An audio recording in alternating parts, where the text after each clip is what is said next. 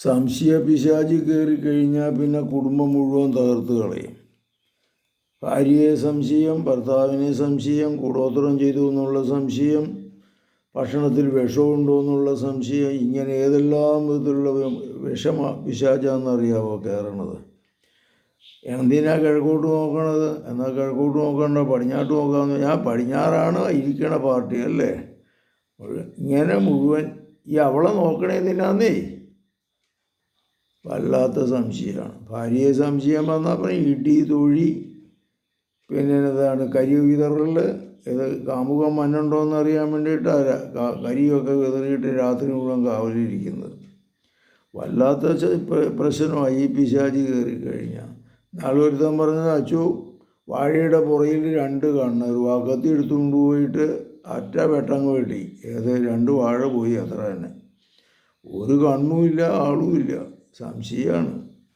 കർത്താവ് ഈ മക്കളെ അങ്ങയുടെ സന്നിധിയിൽ സമർപ്പിക്കുന്നു. ഈ സംശയ പിശാചിൽ നിന്ന് ഇവരെ രക്ഷിക്കണമേ.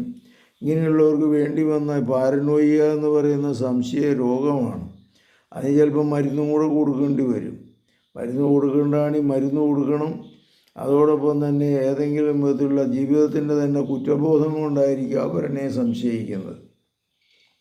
അങ്ങനെയാണെങ്കിൽ അതിൽ നിന്ന് മോചനം നേടണം, നല്ലൊരു കുമ്പസാരം നടത്തണം.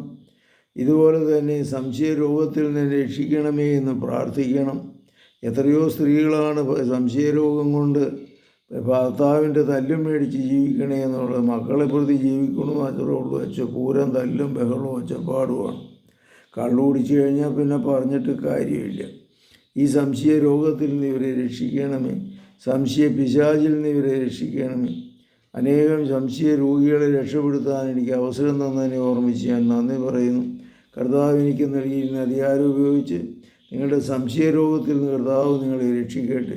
ഈ പിശാചുക്കളെ ആട്ടി ഓടിക്കാനുള്ള ഭാവനം കർത്താവ് നിങ്ങൾക്ക് നൽകട്ടെ. നമ്മുടെ കർത്താവ് ഈശോമിശിഹായുടെ കൃപയും പിതാവായ ദൈവത്തിൻ്റെ സ്നേഹവും പരിശുദ്ധാത്മാവിൻ്റെ സംസർഗവും നിങ്ങളോടുകൂടെ ഉണ്ടായിരിക്കട്ടെ, ഇപ്പോഴും എപ്പോഴും എന്നേക്കും. ആമേൻ.